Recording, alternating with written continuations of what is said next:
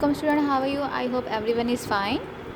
Okay, in last class we have done exercise 2.2 and question number 1 और आपका topic क्या था? प्राइम फैक्टराइजेशन मेथड से आपने क्या करना था? एलसीएम फाइंड आउट करना था। ठीक है, अब मैं क्वेश्चन नंबर बी स्टार्ट करवाने लगी। क्वेश्चन नंबर बी में आपसे कह रहे हैं आपने एलसीएम फाइंड आउट करना है, लेकिन किस मेथड से? डिवीजन मेथड से आपने क्या करना है? एलसीएम फाइंड आउट करना है। ठीक है, chapter number 2 exercise 2.2 page number 29। तो आपने ये कैसे करना है, इसके कुछ रूल्स हैं, रेगुलेशंस हैं, इसके कुछ स्टेप्स हैं जिसके थ्रू जो है आप डिवीजन मेथड से एलसीएम फाइंड आउट कर सकते हैं। पहले मैं वो आपको एक्सप्लेन करूँगी। जैसे कि हम लोग जो है वो पढ़ चुके हैं कि एलसीएम हम लोग प्राइम फैक्टराइजेशन मेथड से जो है वो हम लोग कैसे फाइंड आउट कर सकते हैं। ठीक है, तो अब आपने कैसे आपने पढ़ना है यहाँ पे कि एलसीएम जो है हम डिवीजन मेथड से हम कैसे फाइंड आउट करेंगे। ठीक है, आपके पास स्टेप्स हैं किस मेथड से आपने करना है। फर्स्ट स्टेप्स आपका क्या है? Write the number as shown above. जैसे कि आप लोगों को ऊपर नंबर दिया गया, इसको आपने राइट करना है। Divide both number by a number. आपने क्या करना है? डिवाइड करना है दोनों नंबर्स को नंबर से which exactly divide at least one of the number. वो जो क्या करे, एटलीस्ट एक नंबर जो है वो कंप्लीट डिवाइड करे। आपके पास दो नंबर है, आपने दो नंबर राइट किए हैं, लेकिन आपने क्या करना है? ऐसे नंबर से डिवाइड करना है कि जिससे एक जो है एग्जैक्टली एक कंप्लीट नंबर जो है वो कंप्लीट डिवाइड हो जाए। बेशक दूसरा नंबर ना डिवाइड होता हो, लेकिन एक नंबर जो है वो एग्जैक्टली जो है वो कंप्लीट डिवाइड होता हो। Right the question in each case below the number. आपने इसका जो क्वेश्चन है वो क्या करना है? सेकंड रो में आपने राइट करना है। If a number can not be divide exactly, अगर कोई भी नंबर जो है वो कंप्लीट डिवाइड नहीं हो रहा उस नंबर से, write the number as at the next row. आपने क्या करना है? उस नंबर को एज इट इज़ जो है वो नेक्स्ट रो में राइट करना है। अगर आप यहाँ में क्वेश्चन में भी यहाँ पे दिखाऊँ तो यहाँ पे 4 और 5 लिखा हुआ है। ठीक है, अब 4 जो है वो 2 के टेबल में आता है, तो आपने क्या किया? 2 2 से 4 कर लिया, लेकिन क्या है 5 सॉल्व नहीं होता, तो 5 एग्जैक्टली जो है बिल्कुल एज इट इज़ जो है वो आपने क्या किया? नीचे वाली रो में same as it is write किया। ठीक है, आपने तब तक ये डिवाइड करना है जब तक जो है उसका क्या होता है, लास्ट वाली रो में क्या नहीं आ जाता, आपके पास 1 नहीं आ जाता। ठीक है, देन आपने क्या करना है? जो इसके डिवाइज़र है उसको क्या करना है? आपने मल्टीप्लाई करना है। आपने इसके डिवाइज़र को मल्टीप्लाई करना है, तो आपके पास क्या आ जाएगा? एलसीएम आ जाएगा। ठीक है, आपको ये बात समझ में आ गई? आपने क्या करना है? आपके पास बेशक दो नंबर्स हैं, आपने सबसे पहले छोटे टेबल से सॉल्व करना जो है वो स्टार्ट करना है। ये आपने बाद में माइंड रखिएगा, डायरेक्ट किसी भी टेबल से इसको सॉल्व नहीं कीजिएगा। सबसे पहले छोटे टेबल से, सबसे छोटा टेबल कौन सा है? 2 का टेबल है। 2 के टेबल से आप स्टार्ट करेंगे। अगर 2 से हो रहा है सॉल्व करेंगे, अगर नहीं हो रहा देन नेक्स्ट टेबल 3 की तरफ जाएंगे। डायरेक्ट किसी भी टेबल से आपने इसको सॉल्व नहीं करना है। ठीक है, अगर कोई वैल्यू नहीं सॉल्व हो रही और एक वैल्यू अगर सॉल्व हो रही है दूसरी नहीं हो रही, तो आप दूसरी वैल्यू को एज इट इज़ आप नीचे ले आएंगे, और जो एक सॉल्व हो रही है आप उसको सॉल्व करेंगे। ठीक है, और आपने जब तक सॉल्व करना है जब तक लास्ट रो में आपके पास क्या ना आ जाए? 1 ना आ जाए। ठीक है, देन जो उसके आपके पास जो है डिवाइज़र है, आपने इनको मल्टीप्लाई करना है, और आप जो मल्टीप्लाई करके आंसर आएगा वो आपका क्या कहलाएगा? एलसीएम कहलाएगा। अब आपके पास जो है आ जाए एक्सरसाइज की तरफ। ठीक है, exercise 2.2 page number 29, question number B आपके पास क्या है? Find the LCM.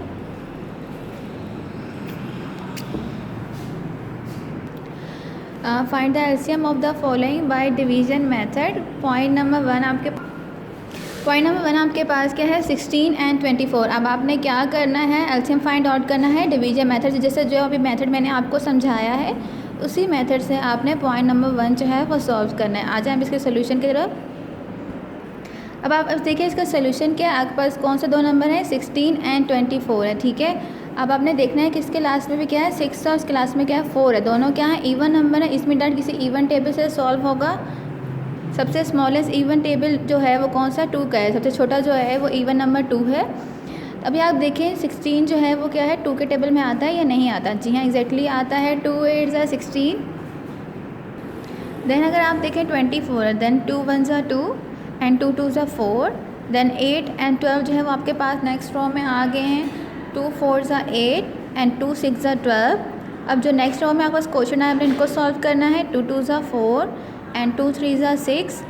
आपके पास नेक्स्ट रो में क्वेश्चन में क्या है? 2 और 3 है, लेकिन ये अभी भी क्या है? सॉल्व हो रहा है 2 के टेबल से। 2 1 ज़ा 2 और 3 जो है वो नहीं आता 2 के टेबल में, तो हमने क्या किया? ये एज इट इज़ आपके पास नेक्स्ट रो में आ गया। ठीक है, देन क्या है आपके पास? 3, ये 1 एज इट इज़ आ गया। देन 3 1 ज़ा 3, लास्ट में जो रो है आपके पास 1 आना चाहिए। अब आपने क्या किया? जो इसके डिवाइज़र हैं उनको मल्टीप्लाई करना है।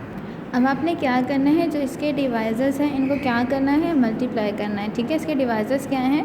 2 multiply by 2 multiply by 2 multiply by 2 and multiply by 3। 2 2 ज़ा 4 4 2 ज़ा 8 8 2 ज़ा 8 2 16 एंड 16 3 क्या आता है 48 आता है। तो यहाँ पर आपके पास एलसीएम क्या आ रहा है 48 आ रहा है, ठीक है। अब आ जाए क्वेश्चन नंबर 2 की तरफ। तो क्वेश्चन नंबर 2 क्या है आपके पास यहाँ पे 20 और 25 है, ठीक है। अब आपने क्या करना है 20 और 25 का जो है वो डिवीजन मेथड से एलसीएम फाइंड आउट करना है। अब आप देखिए यहाँ पे 20 जो है वो भी आपका इवन नंबर है, लेकिन क्या है 25 के लास्ट में 5 है, तो इसमें दैट ये कौन सा नंबर है ऑड नंबर है, ठीक है। ये 2 के टेबल से सॉल्व नहीं होगा, लेकिन 20 जो है वो सॉल्व हो सकता है। तो हम क्या करेंगे 2 के टेबल से 20 को सॉल्व कर लेंगे। 2 10 20 और 25 जो है वो एज इट इज़ जो है वो नेक्स्ट रो में आ जाएगा। देन आप देखें नेक्स्ट रो में जो वैल्यूज़ आई हैं इनमें से भी 10 जो है वो 2 के टेबल से सॉल्व हो सकता है, तो हमने इसको सॉल्व किया। 2 5 10 and 25 as it is next row में आ गया। Then 5 1 5 and 5 5 25। देन हमारे पास क्या आ रहा है 1 एंड 5। अब हमने ये 5 जो अपने टेबल में आता है 5 1 5 एंड ये वाला 1 एज इट इज़ नीचे आ गया। अब आपने जो इसके डिवाइजर्स हैं इनको मल्टीप्लाई किया, 2 multiply by 2 multiply by 5 and multiply by 5। 2 2 4 and 4 5 20 और 20 को 5 से हमने मल्टीप्लाई किया, तो क्या आंसर आया हमारे पास 100। तो आपका क्वेश्चन नंबर 2 का एलसीएम क्या आ रहा है 100 आ रहा है। ये आपका जस्ट सिंपल डिवीजन मेथड है, लॉन्ग डिवीजन मेथड नहीं है, ठीक है। देन आपके पास क्वेश्चन नंबर 3 है। क्वेश्चन नंबर 3 आपके पास क्या है 36 एंड 48, ठीक है। 36 और 48 को आपने सॉल्व करना है।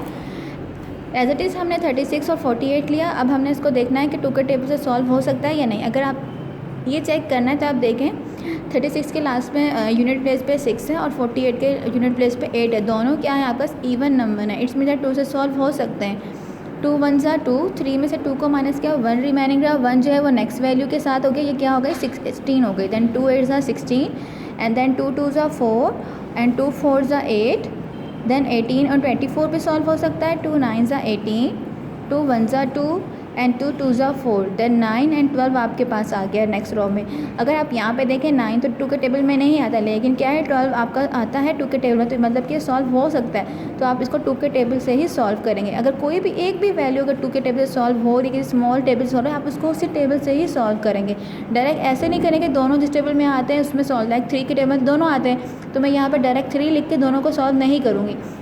अगर मेरा 12 जो है वो 2 के टेबल में आ रहा है तो मैं 2 से ही इसको सॉल्व करूँगी, ठीक है। 9 as it is next row में आ गया। देन 2 6 12। देन आपके पास अगेन 9 एंड 6 आ गया। अब 6 तो 3 के टेबल 2 के टेबल में आता है, तो एज इट इज़ हम करेंगे 9 जो है वो as it is next row में आ जाएगा। देन 2 3 6 और 9 और 3 आ गया। अब जो है वो 3 की टेबल में जो है वो दोनों वैल्यूज़ आती है कि दोनों और नंबर है। 2 के टेबल में से कोई भी नहीं आता। नेक्स्ट 3 का टेबल है, तो 3 3 9 एंड 3 1 3, देन 3 1 3 और ये 1 एज इट इज़ आ गया। अब आपने इसके डिवाइजर्स को मल्टीप्लाई किया। 2 2 4 एंड 4 2 8, 8 2 16 एंड 16 3 48। देन हमने 48 को 3 से मल्टीप्लाई करके देखा तो आंसर क्या आ रहा है 144 आ रहा है। तो यहाँ पे क्वेश्चन नंबर 3 का एलसीएम क्या आ रहा है आपके पास 144 आ रहा है। तो मैंने आपको एक्सरसाइज 2.2 क्वेश्चन नंबर बी के पॉइंट नंबर 1 2 3 सॉल्व करवाया है, ठीक है। तो आपका होमवर्क है कि आप क्वेश्चन नंबर 4 5 और 6 जो है वो खुद सॉल्व करें, ठीक है। आई होप कि आप लोगों को समझ में आ गया होगा ये क्वेश्चन कैसे करने हैं। तो आप लोग जो है क्वेश्चन नंबर 4 5 6 अपनी रफ कॉपी पे खुद सॉल्व कीजिएगा, ठीक है। ओके, थैंक यू, अल्लाह हाफिज़।